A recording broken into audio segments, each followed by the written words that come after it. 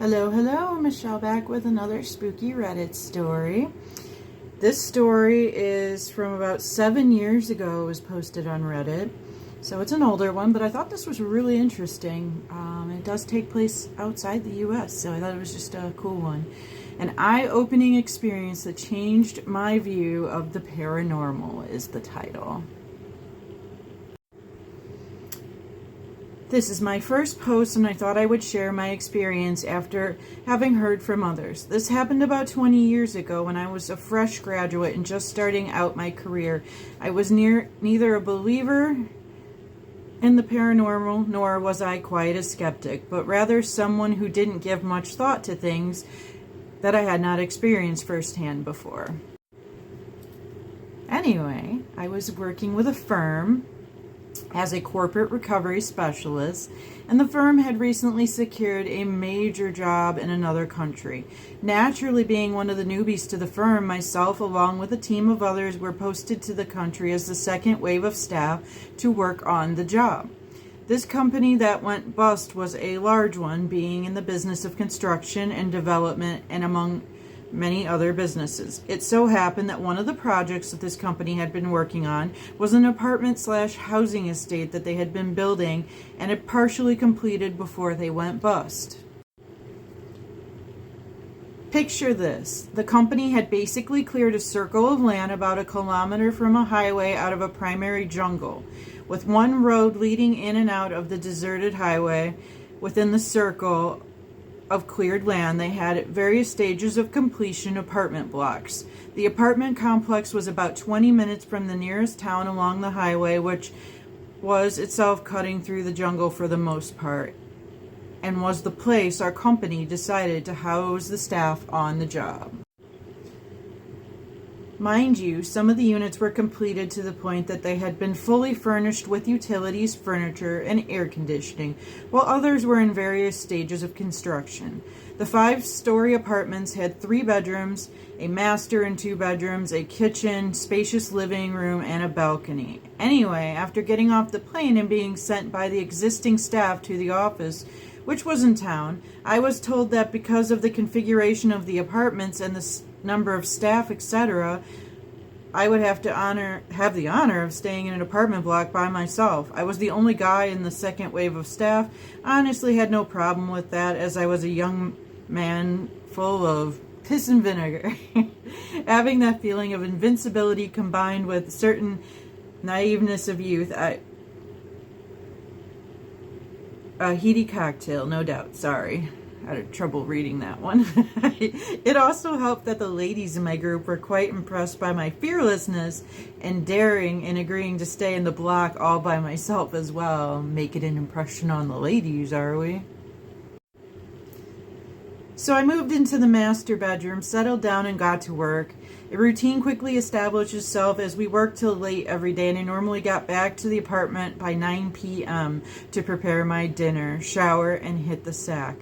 I'd need some dinner before 9 p.m. I'd be hangry, just saying. One thing happened, which I hadn't realized, but crept into my behavior, however. I had developed the habit of calling out to the empty apartment, "Hi, I'm home." Every evening, as soon as I opened the door to my apartment, I never noticed it until one of my colleagues asked me, who was I talking to? Although it struck me as strange, it just felt right to do so, so I continued. Besides, no one really asked me again anyways, as I was the only one living in that block. Anyhow, a couple of weeks into the job, we invited some of the locals who had been working with us to a party in our apartment complex to thank them for their hard work. However, they never showed. When we asked them why later, they said that they had driven as far as the entrance to the complex but dared not go any further because there were so many things hanging around the estate that they immediately turned around and left. They also said the place was surrounded by a type of night bird whose call they associated with the presence of spirits in the vicinity. They marveled at how we could actually live there. Being naive, we scoffed at the local superstitions and carried on with our work. Besides, we had no other lodgings and we're there to do a job. Fast forward a couple of months and another wave of staff comes in from headquarters to help on the job. Initially it results in only one of the spare rooms in the apartment being taken up.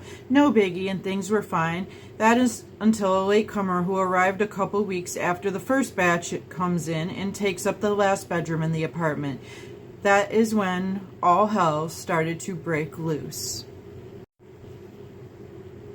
It started as you closed your eyes to try to sleep at night with the feeling that there was something so hate-filled that you could feel it staring daggers and feel its anger radiating at you. Sleep became fitful at best, and sleeping with our lights on became standard. At first, none of us guys in the apartment said anything, but the days progressed. We noticed the obvious signs of lack of sleep in each other when we finally fessed up to talk about it. We really didn't know each other then. We realized all of us had had the exact same feeling every night. This one is kind of a long one, guys, so I'm probably going to split this into two. I'm sorry. So I'll do the next one right after this one uploads. Aside from some other incidents I will detail later, the biggest incident that strikes me was that not long after the feeling started, we also started hearing noises like furniture scraping around in the empty unit above us at night. After a couple weeks of that, we decided to check it out, in broad daylight, of course. As all the units that were completed and furnished were under lock and key, it was no issue for us to dig out the keys and investigate. I recall our attempts at giving each other moral support from the form of wisecracks and banter as we walked up the stairs to the apartment above us. We had been experiencing the lack of sleep and other incidents for a couple weeks by now, so our nerves were no longer very steady. When we opened the door to the apartment, torchlights blazing in hand, we were hit by a warm gust of wind that carried the musty smell of an apartment that had not been open for a long time. The floors and tile and cabinet and the passageway were completely covered in a layer of dust, and I recall distinctly that we were leaving our shoe prints on the floor as we walked. As we walked toward the living room, shining our torchlights left and right, looking at the shoe rack area, the floor, and the general appearance of the ceiling, etc., my colleague in front of me stopped dead in his tracks so suddenly that I ran into his back. After muttering choice expletives, I peered around the back to see a living room in complete disarray. The sofa was in one corner facing the wall. The armchairs were in random positions and overturned facing the bedrooms and the kitchen, while the coffee table was also in some random position in the living room. By right, the furniture was meant to be arranged facing the TV and the TV console. Alright guys, I'm going to split it here, so come back for part 2 in just a couple of minutes, hopefully. But as always, please hit that repost for me so others can see my videos, and thank you for all the interactions. Please comment and leave your thoughts on my videos as you experience them. Thank you.